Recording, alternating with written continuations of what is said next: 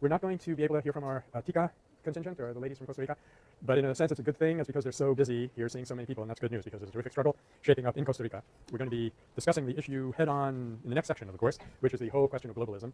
But the issue for them is the NAFTA, the North American Free Trade Agreement, which both liberal and conservative policymakers feel would be a wonderful thing, and everybody who actually experiences on the ground knows that it's going to be a disaster. And every Central American country has been jawboned into signing on to this thing, except Costa Rica, and they're leaning on Costa Rica pretty heavily. President of Costa Rica, Oscar Arias, Nobel Prize winner, came on shortly after the Costa Rica Revolution, where they got rid of the army. One of the 7 Nobel Peace Prize winners who's supporting nonviolent peace force, all of these good things, but he was president for quite a while, then was retired and then came back, got elected again, and part of his platform was that they should accept NAFTA. So there's a big indigenous grassroots movement working against that.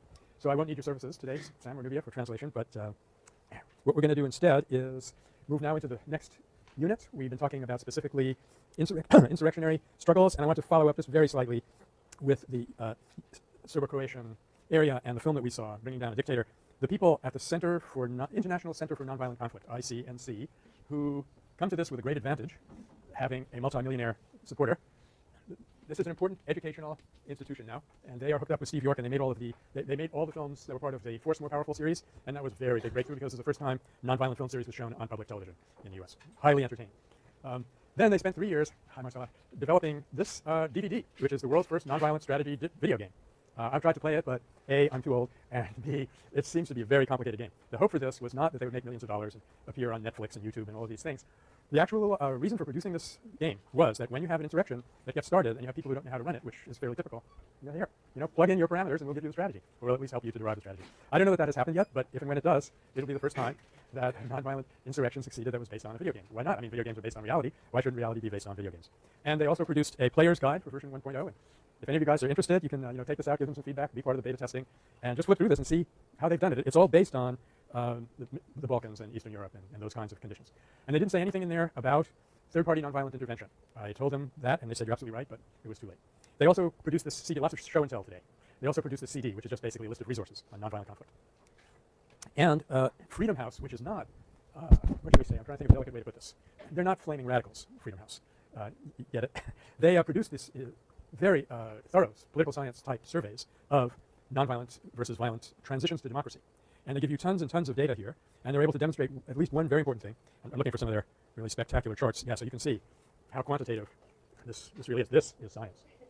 Now you hear it from me, you just get these anecdotes, which are very good for converting your roommate, but this is science. One important thing that they were able to show is that where nonviolence played a predominant role in the transition to democracy, the democracy was much more stable and didn't get kicked back as quickly.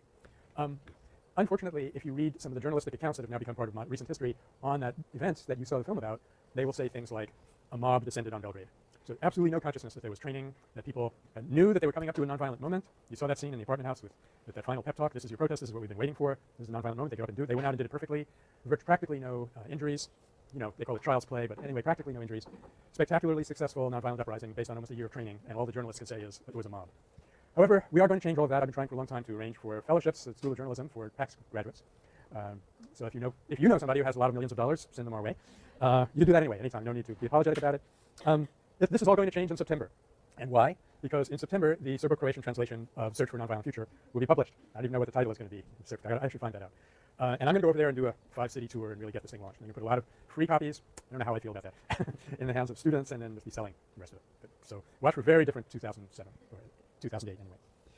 Okay, any questions? Been hanging around at this point before we actually start the next section? Yes, Sam? I don't know. I think I'm going to try to see them later this afternoon, and I will find out. Yeah, they were at Global Exchange yesterday. That's an important institution in San Francisco. We'll talk about it at some point. They're basically up here trying to get some advice and support on how to do it. So San Francisco, Berkeley is where you come. That kind of advice, it really is too bad because I was hoping to dramatically improve my Spanish by the end of the day. Another way. Okay, so the difference between insurrectionary movements per se and the kinds of reform sub-insurrectionary movements that we'll be concentrating on now is not very great. As I've said before, it was just a convenient way to organize the course. And you'll see the issue that the campaign that I want to focus on today, and I actually came out in sync with the syllabus, that's to be appreciated and enjoyed, is the Lahsak Satyagraha, and you'll see how it rapidly fanned out into basically every issue that we're facing today. But I wanted to bring your attention to a couple of things in the reader before I start talking about Lahsak. As I know you may not have it with you, but on page 67 there starts this section from James Tracy's book Direct Action, which is about radical pacifism. Now, should that be a topic that interests you, and perhaps you want to write your paper on, there's also a very nice book by a fellow named Scott Bennett. Let's get this down here.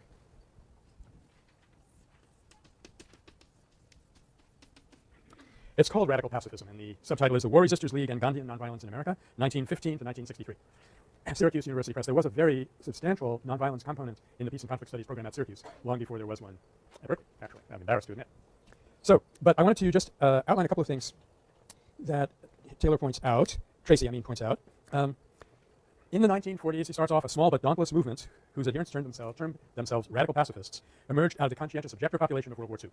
Okay, so that's a population that you're very familiar with from the film The Good War and Those Who Refused to Fight It. And we saw how the government inadvertently planted the seeds for a lot of radical nonviolent action that was really sweep through the country for 30, 40 years. Despite its small size, the movement made an enormous impact on post-war American dissent. So post-war American dissent is going to range from the Symbionese Liberation Army and Patricia Hearst and bombing police cars and stuff like that, all the way over to strictly nonviolent operations. And this radical pacifism led to CORE, the Congress of Racial Equality, without which there would not have been freedom rides and really no civil rights movement.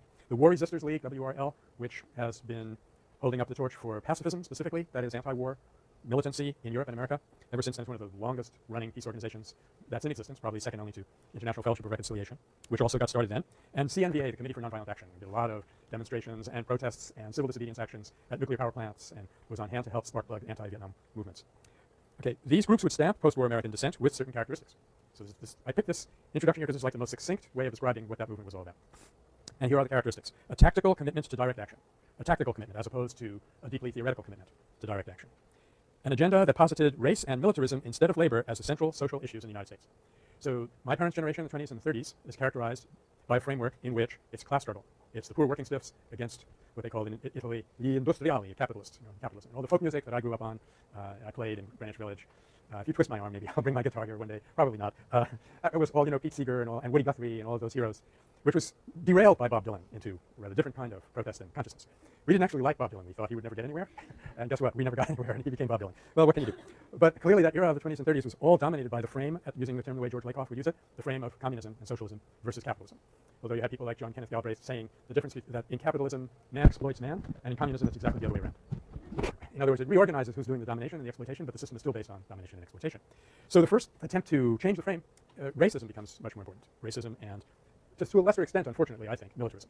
Racism also turned out to be, in a way, a red herring in the same sense. This is my own personal opinion, a highly controversial one at that. But I do believe that while racism is definitely an evil, just as economic exploitation is definitely an evil, it doesn't work out very well as the sole issue that you want to focus on. So carrying on with the characteristics, an experimental protest style that emphasized media-savvy symbolic confrontation with oppressive institutions. Okay, and that's true. They were symbolic. They were designed to attract media attention. And I think for that reason they were, again, somewhat problematic. So we're getting better than the Haymarket riots and things, and the things that anarchists did, World War I era on up to the 30s. But still we haven't really assimilated our Gandhi and understood that symbolic action, again, my highly unpopular opinion, symbolic action is best done when you don't go after the symbol, but you go after something concrete, and it has symbolic resonance. Gandhi, 1931, comes to Britain with 2 goats because he's not drinking cow's milk, because it's a protest against Holland, I assume. But because of the way cows were treated in India, he refused to drink cow's milk, which is almost like going on a perpetual fast for Hindus not to drink milk. Very striking, symbolic thing, but it was a real concrete thing. To protect real, honest-to-gosh cows, he has to get goat's milk. And how's he going to get goat's milk? Well, they don't have a lot of goat's milk on board ship. Or we're going to talk about sheep's milk in a bit today, but this is goat's milk. So he has to bring these 2 goats with him. Well, the result was he's followed by crowds of reporters everywhere. There's incredible photo ops to see this funny little man wearing his -4s, as he called it, and no hair, practically no teeth, followed by 2 goats and thousands of adoring admirers. Okay, carrying on. Yet other characteristics of that kind of seminal era leading up to the one we're going to be focusing on. An ethos that privileged action over analysis, which again, I think was something that we borrowed from Marxism and was really an exaggeration. It ended up being such an exaggeration that people refused to study nonviolence, as though studying it would contaminate you. The result of that, in turn, was people really shy on inspiration, because you don't read about Gandhi and King and stuff. What are you going to read? God forbid. The newspaper? Heaven, saints preserve us. And secondly, not only did they not have a strategy, they didn't know they didn't have a strategy, and they were opposed to having one. Now, there's another characteristic that goes along with this that isn't mentioned in this list. I think it's not mentioned in this list. Oh, no, it is. Okay, so I'll save it until we get there. Now, of course, Marx had said the point is not to understand problems after all, but to change them. And he came from an environment where left-brain stuff was overemphasized and people weren't taking action. So the reaction sets in. We have right-brain folks getting out there, getting in the face of the police and stuff like that, but not thinking for a minute about what they were doing. It extolled nonviolent individual resistance. That's true, especially when it involved, quote, putting one's body on the line. It's considered a very dramatic thing to do. And an organizational structure that was non-hierarchical, decentralized, and oriented towards consensus decision-making. So this is all just this paragraph in the lead-in to Tracy's study. Now, I think what he says about decentralization is actually an understatement. In fact, there was the same kind of aversion to leadership, to authority, that there was towards theory. And I'm happy to say that today, I think we're getting over that.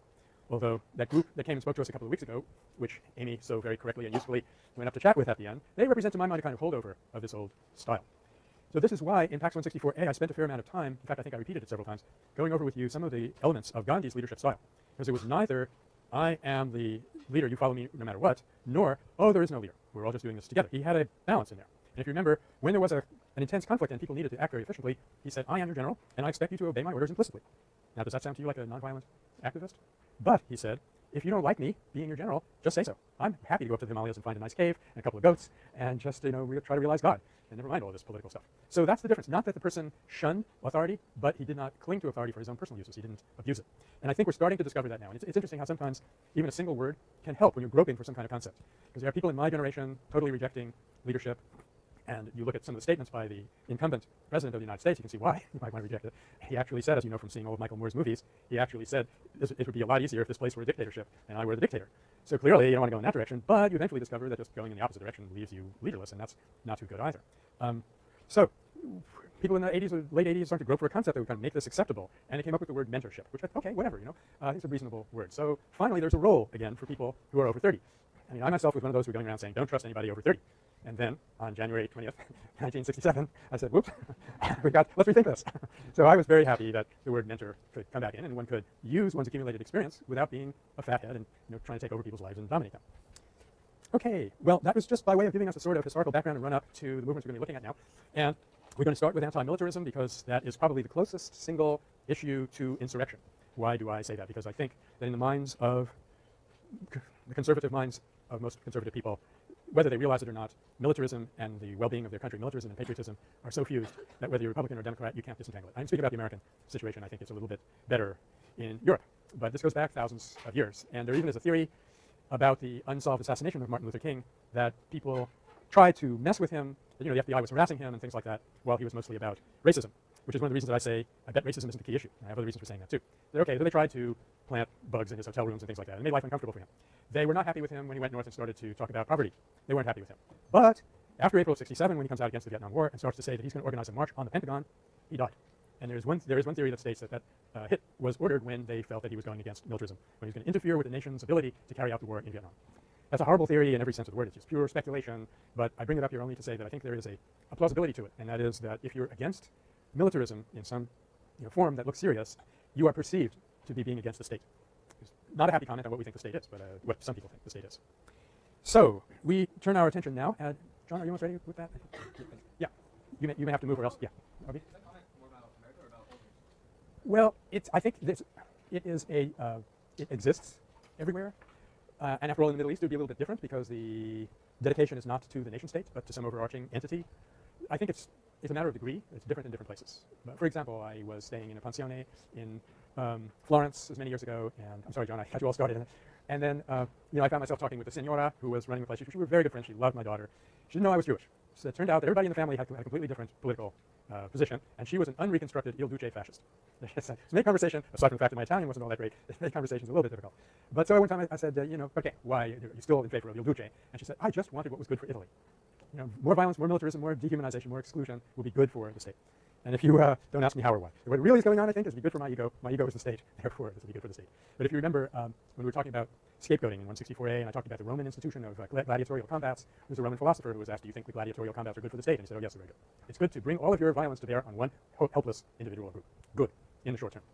So yeah, I think it can happen anywhere, but